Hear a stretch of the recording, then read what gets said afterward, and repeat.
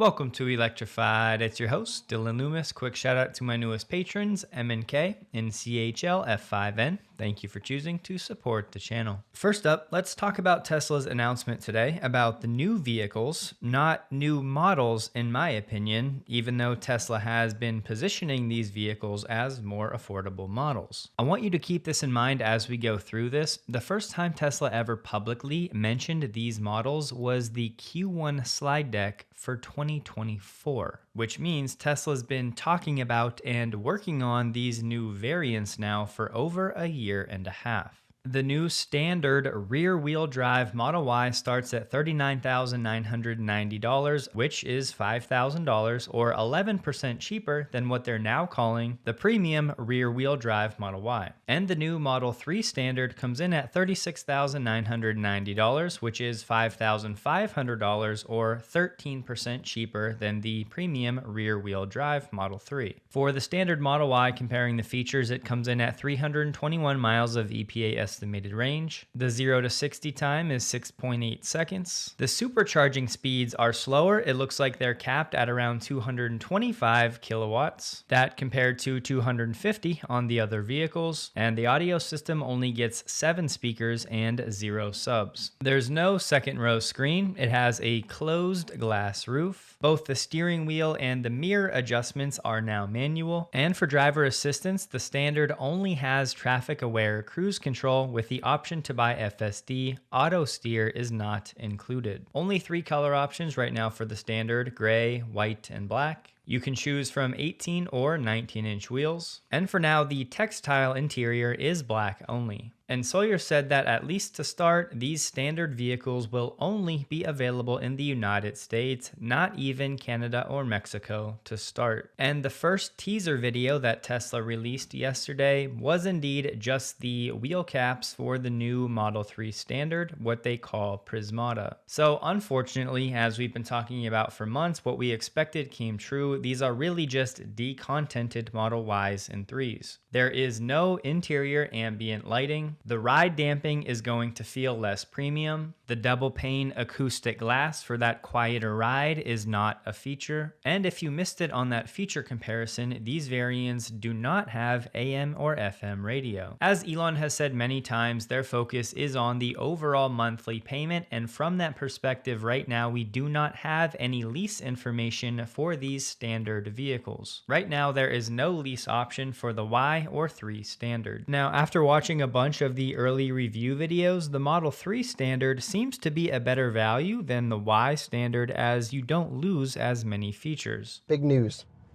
Model 3 now comes with a front bumper cam. Still has a glass roof, which is really nice.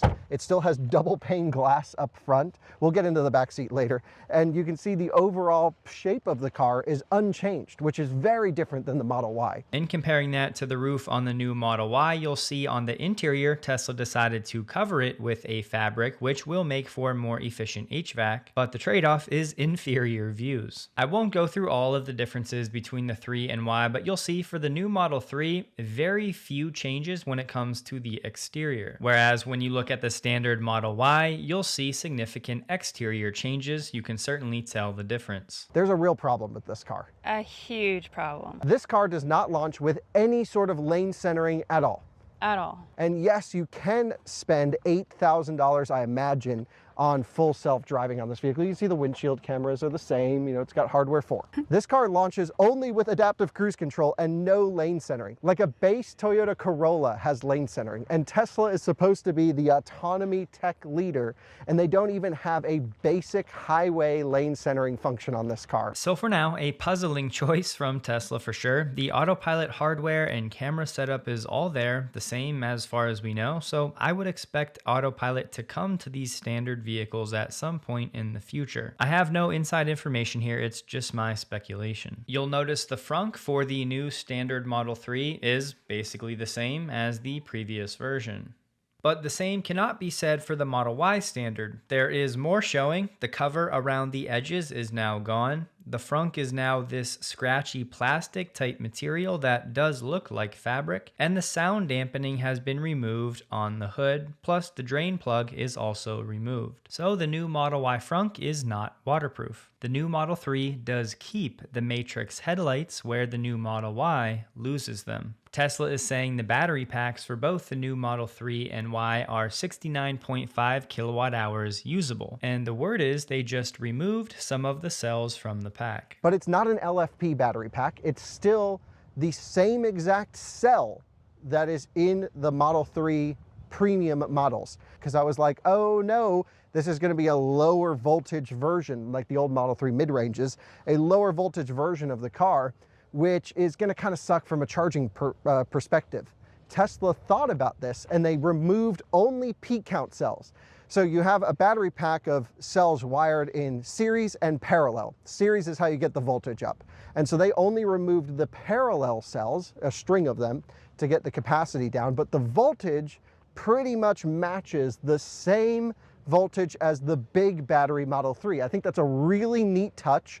And yes, most people don't care or won't notice, but it really will help with charging performance on amperage limited chargers. It will also help with a little bit of efficiency. And for comparison, the long-range Model 3 battery pack is 80 kilowatt hours. Supports only 32 amp charging for AC, not the 48 amp that you get with the big battery models. This and that car do not use the same motor in the rear. Isn't that wild? That's crazy. So the Model Y standard is actually a second slower 0 to 60. That's 6.8 seconds 0 to 60. However, I just think it's interesting how they're using the long-range rear-wheel drives motor in this car, unchanged. It's technically the 3DU with a different software tune on it to slow it down a little bit, whereas the Model Y actually gets a 4DU with 2 inverter drivers removed from it, silicon carbide, but that's going to have a slower 0 to 60. I kind of get the impression that the Model Y standard is going to have a more efficient motor in a less efficient package, whereas this has a slightly less efficient motor in a more efficient package. And with the same usable capacity in each battery, their range is identical. 321 miles in this car. Let's guess what the Model Y is. 321 miles. But at least I'm pretty sure this has been gone to single pane in the rear. However, up front, you still get the laminated noise insulation glass, and the Model Y does not. And the Model Y does not.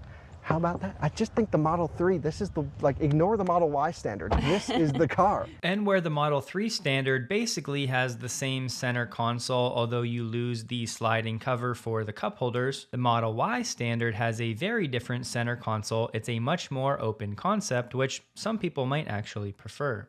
Interesting change out of this car is they no longer have TPMS in the car on the base wheels. I'm pretty sure if you get the 19-inch wheels, it comes with them. It actually uses the wheel rotational speed to judge pressure, and then it'll let you know if it gets out of whack, let you know you got a low tire. And speaking of TPMS, this is actually a good quick story. We had a guest over recently, and when they left, they realized they had a flat tire. Upon investigation, there was a nail in the tire and the PSI had dropped below 10 at our house. She couldn't drive to a shop without ruining the tire, so once again, a new and improved Fantic product saved the day. The X10 Cross is a newer version of the portable inflator, flashlight, and power bank that many of you love and have also given as gifts. And now, the new X10 Cross has a 2-in-1 dual pump system that can blow up things like pool floats, balls, air mattresses, and more in addition to tires. Plus, it can also deflate items as well. It has 5 presets, but you can also pinpoint the exact pressure you want, and the X10 has a longer battery life, allowing you to refill 21 tires on a single charge. I will never take another road trip without this tool that has saved us from going to a gas station where the air compressor might be broken. We can now wake up at home or at the hotel and just get straight on the road. Plus, I always keep a basketball in my car, and now I can refill that anytime with the X10. So if you'd like to support Electrified and grab a special Prime Day discount on the X10, you can use my link below, which will give you 33% off this new Fantic X10 Cross all-in-one tire inflator. My code is on the screen, and I'll have it in the description for you to copy. And seriously, shout out to Fantic for continuing to make their products better. There's no more seat controls on the side of my seat.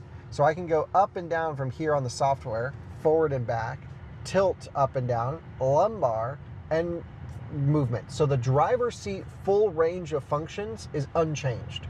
which I think is also pretty commendable. No manual seats. You can still save it to your profile, so if you have more than one driver, it will auto adjust. Now, with the Model Y standard, it does continue to have the rear casting, just like the Model Y, and the steel floor, so it does not have a structural pack.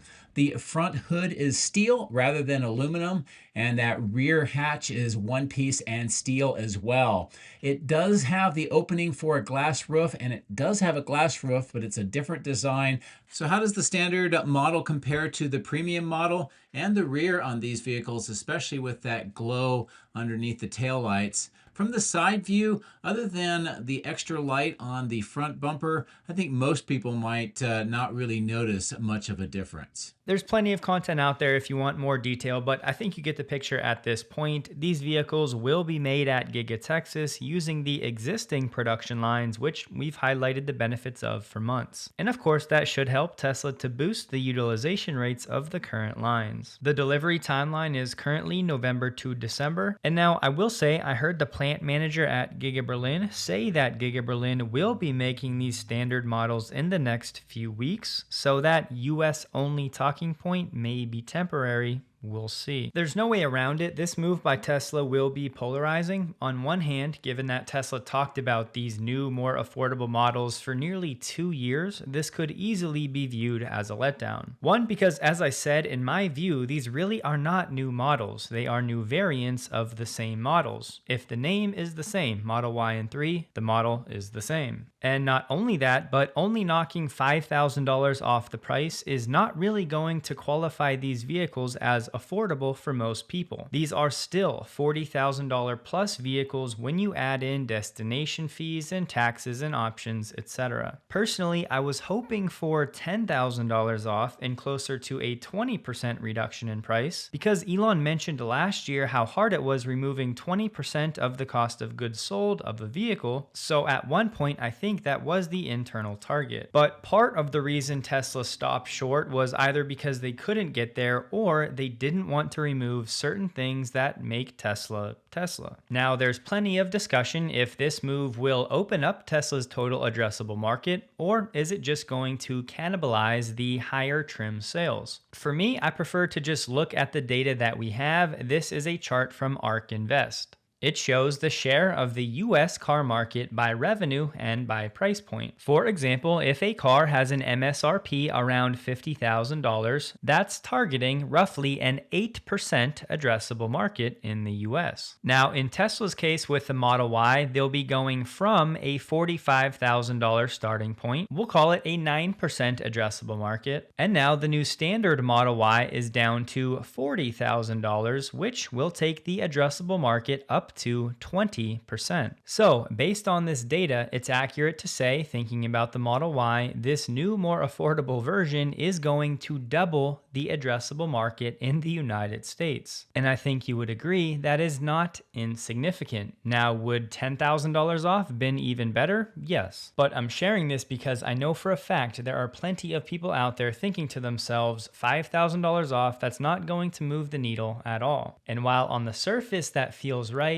the data would disagree. But here's why this all gets complicated. Just a few days ago, when the tax credit was still around, a better Model Y vehicle, what they're now calling the premium rear-wheel drive, was available for $37,490 with the tax credit. So it's now just a fact that customers will have to spend over $2,000 more to end up with a vehicle that is materially inferior to how things were just a few days ago. But this is clearly Tesla's effort to keep the entry-level 3 and Y below $40,000 in a world where the EV tax credit is gone. And perhaps the most disappointing news of all, if you know what vehicle I own, Tesla's not going to allow any front bumper camera retrofits, unfortunately.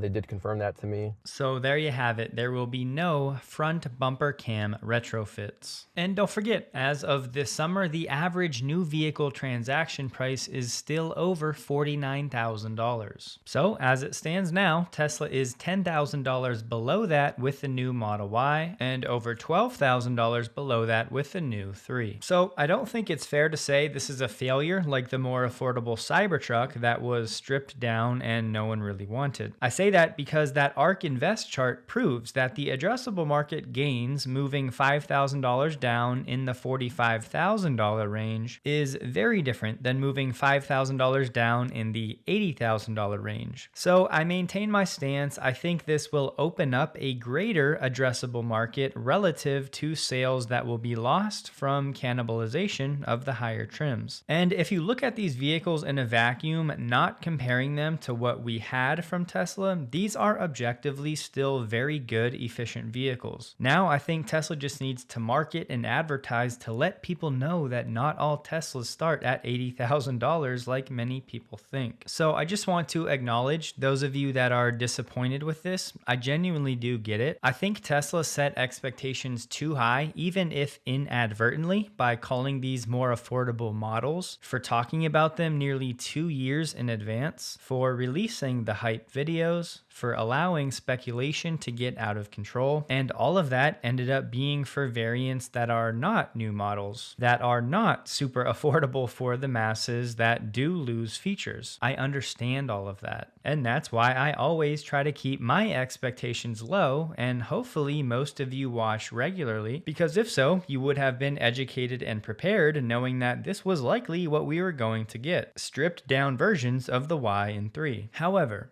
here's the thing. Do we really expect Tesla to spend billions on new production lines for a Model 2 or something like it with FSD in the current state as advanced as it is with version 14.1 and with the Cybercab set to enter production in a few months? The answer is a resounding no. The obvious choice for Tesla was to increase the capex leverage of existing lines, to open the addressable market up by leveraging the platform of one of the world's best-selling cars, and to do so in a way where the focus is still on autonomy and vehicles built for autonomy from the ground up. China has proven the affordable EV is just a race to the bottom. It would be great short-term for consumers, but a poor business decision for Tesla. The path forward is clearly unsupervised and Cybercab. So these new variants are reasonable stopgaps until that future is realized. We'll see what the market says, but hopefully these vehicles stabilize Tesla's sales for the next 3 or 4 quarters in a post-tax credit world, and again keep us afloat until we get to Cybercab and unsupervised FSD. But at the end of the day, the truth is this is all largely irrelevant in light of what Tesla released today. And yes, these stripped down variants could make for great robotaxi fleet cars even without a rear screen. The users can just use the app, but it's important to keep in mind the Cybercab is still going to be the future of robotaxi. The real needle mover for Tesla in the near term is FSD version 14.1 that has started to go wide as of today. Now, if you're like me and still waiting for this software update despite having an AI4 vehicle, I think this is why. Multiple people are talking about harsh, unexpected braking events. Look, right now, look. Oh, okay, I have to hit the... Holy...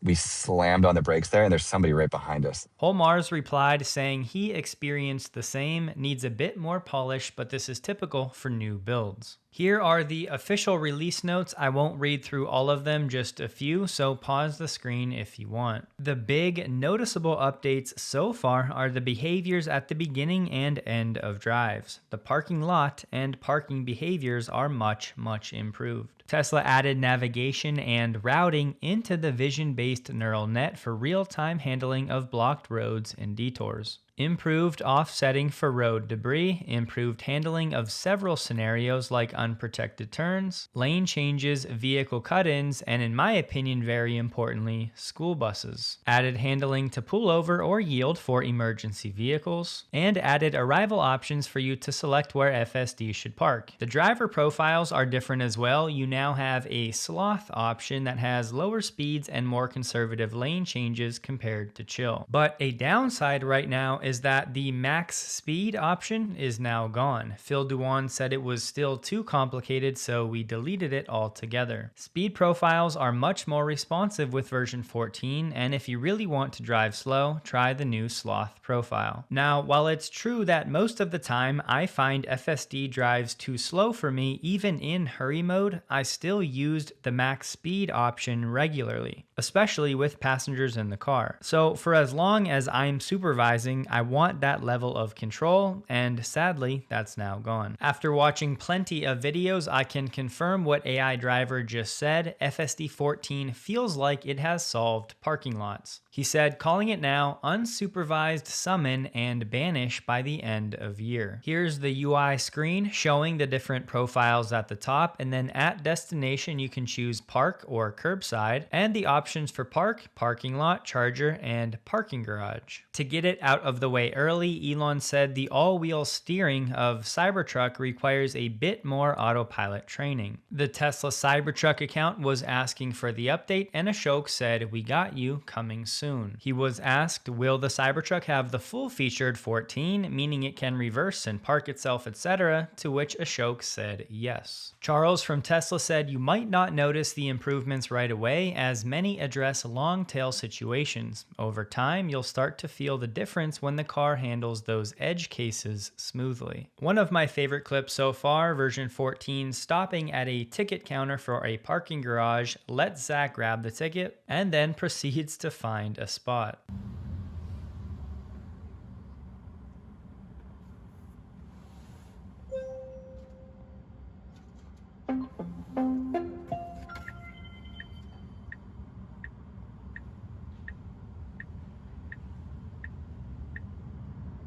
The new Start Self-Driving button is now different. Elon said many more Tesla self-driving v14 improvements still to come, but wide rollout of 14.1 has begun. 14.2 rolls out in a few weeks, and then 14.3 a few weeks later, depending on safety testing. There's so much change that we are carefully confirming each one. Increased attention required. Keep your eyes on the road. Okay, that came as soon as this traffic came. You know what, guys? That might be the beginning of level 3. That increased attention, pay attention to the road, is the alert we need for level 3. SAE level 3 says we have to be in the driver's seat, but we do not need to pay attention unless the car says it needs help. But so far on this drive, it did it in traffic, and it did it at the railroad crossing. And I agree with Chuck, that line of thinking makes sense. And I've said many times, the SAE levels are silly, but if Tesla were to step up to level 3 officially, that means when that extra attention is not required, you may not need to supervise. Meaning you might be able to watch Netflix, to use your phone, to read, etc. Now, I'm not getting over my skis here, but once we get to 14.3 and later point releases, this could absolutely come into play. Or look, it could also be true that Tesla just has that warning there so people pay extra attention around railroad crossings and during other situations, and that Tesla has no plans for SAE level 3 and will continue to laser focus on true generalized autonomy. Normally, when you take over from a turn like that and try to engage it like in the middle of a turn, it gives you a little like beep beep and says like it's not ready and you gotta wait a second. Let's actually try that again. If I take over, oh my goodness, look at that huge improvement. It's ready to go all the time. That's amazing. That's something we've never had before. FSD's always had this little delay where after you take over, you had to wait, I don't know, maybe 5 to 10 seconds, something like that. Maybe sometimes more if you're in the middle of a maneuver. Whoa, okay, something never before seen. A takeover immediately warning, followed by FSD saying, nah, forget that, I'm driving. Chris also shared the FSD button is now tap to start and no longer hold to start, and it's effectively available the moment you get in your car.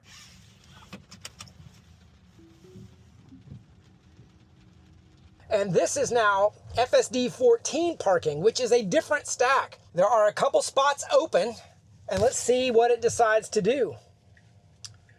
It's got a left blinker on.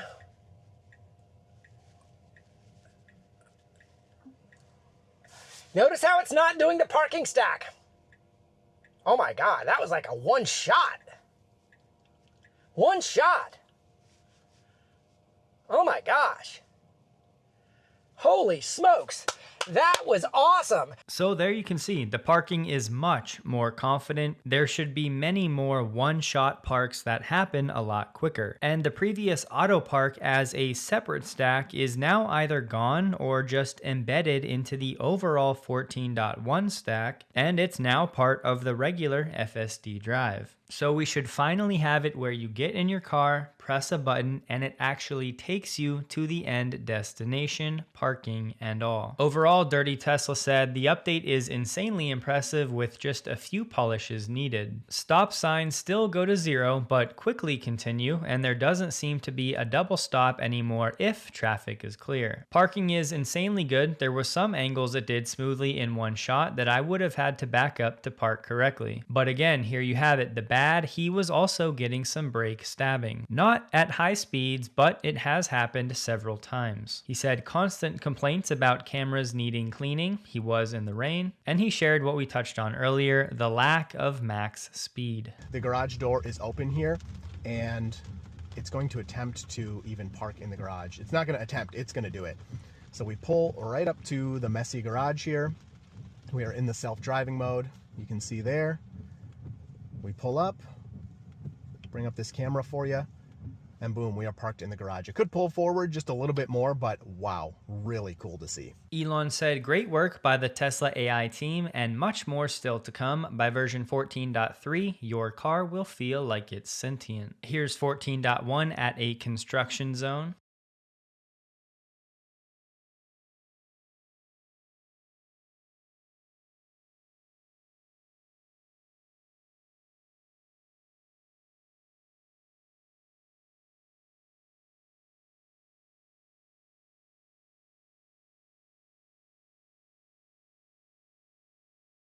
And it's also handling exiting these parking garages as well.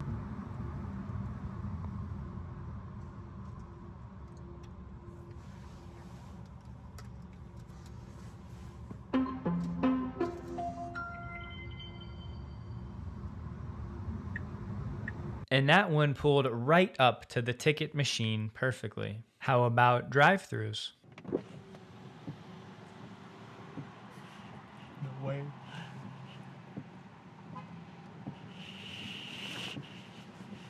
Hi, welcome to Wendy's. We'll be using our mobile rewards today. No thanks, I'll just take a small fry. Small fry.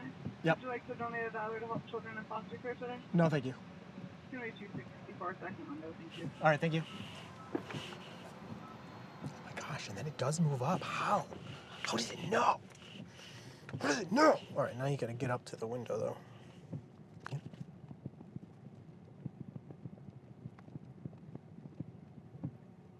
All right, so we'll stop at the window. Hi, 264. There you go. Oh my gosh, how will it know when to go? Thank you. Out your card. Thank you. It's not me. Not me leaving. Oh my gosh, it's still, how does it know? Have a great day. Thank you, you too. Oh my gosh, I didn't roll up the window or anything. How does it know? I take back my earlier comment, that might be my favorite clip so far. Now, Chris did say if you're navigating to a Wendy's, let's say, it will first try to park, but what Chris did is he would drive into the drive-thru and then he turned FSD on as he was in the drive-thru. But I think it's important to point out this feature might not be reliable just yet. Devin said 14.1 completely bailed on the drive-thru for me. It literally reversed out when I tried last night. But Chris said it worked twice for him. The other one, it just didn't pull up quite far enough for the window because it thought the window opened on the other side. Phil Beisel shared some thoughts on version 14 that I think are worth sharing. He said, we have convergence. Version 14 represents the convergence release where follow-on point releases will yield effectively the solution to the problem, namely autonomous driving. Tesla is nailing many last mile use cases, parking, gates, etc. This indicates to me we are solid on point 1. You don't chase the feature tail detail without the core being solid. Robotaxi will scale out on a version 14 release. This means removal of the safety rider. We've talked about that the past few weeks. Version 14 represents a multi-mode release, unsupervised the gold mode for Robotaxi and supervised the blue mode for the customer. It's likely version 14 can be dynamically moded from supervised to unsupervised, and be ready for a release velocity similar to version 13. As the main release is now out, the base has been established that they will build on. And part of the reason I'm sharing this is because Elon reposted it. So despite some minor things that will need to be smoothed out, so far version 14 has looked incredibly good as far as I can tell. We now have critical Robotaxi features like parking lots and parking, so eventually our customer-owned fleet can be deployed. Of course, regulations will need to allow it, but this is likely the software version that unlocks that for the first time, even if only in select geographies. I do think 14.1 was able to navigate the drive-thru using a combination of the microphones and cameras, and it was listening for certain words or arm movements, which again I found quite impressive. And the real magic here, in addition to parking, will be edge cases, so that will take time to be stress tested and for videos of those situations to come out. And quietly, it's now been over 40 days since our last Robotaxi geofence expansion. So as I've been saying, whenever the next update is, something tells me it's going to be a big one. Hopefully 14.1 goes wider this week, and then for Hardware 3 owners, I think you'll end up in the dark for a while here, unfortunately. But the main reason is even Tesla doesn't yet know what it can achieve in terms of quantized or compressed models. And how about a tight parallel park for version 14.1?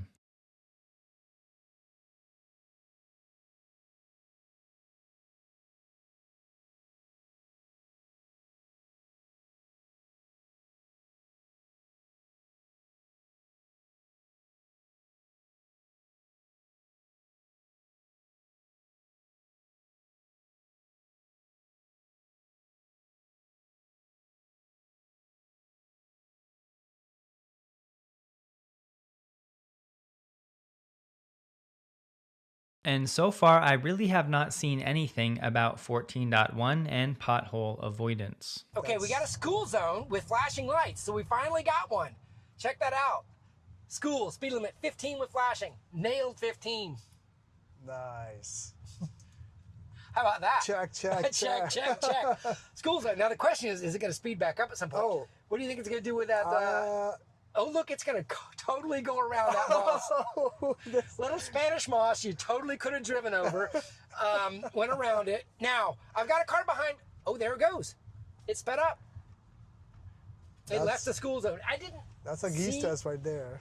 I didn't see a sign saying in school zone. Maybe I did miss it, but there was a point where I felt it accelerate. And yes, Chuck did indeed miss the sign, because if you go back, there it is right there, end school zone. If you've been following along, you'll know this one was high on my list of requested features, so an encouraging early sign. And we will talk about some of the Optimus stuff later this week, but today I just wanted to focus on version 14 and these new variants. Tesla stock closed the day at $433.09, down 4.45%, while the NDX was down 0.55%. The volume was 12% above the average. Don't forget, check out Fantic linked below for that new X10 Classic. I'm telling you, it makes for an awesome gift. Hope you have a wonderful day. Please like the video. If you did, you can find me on X linked below. And a huge thank you to all of my Patreon supporters.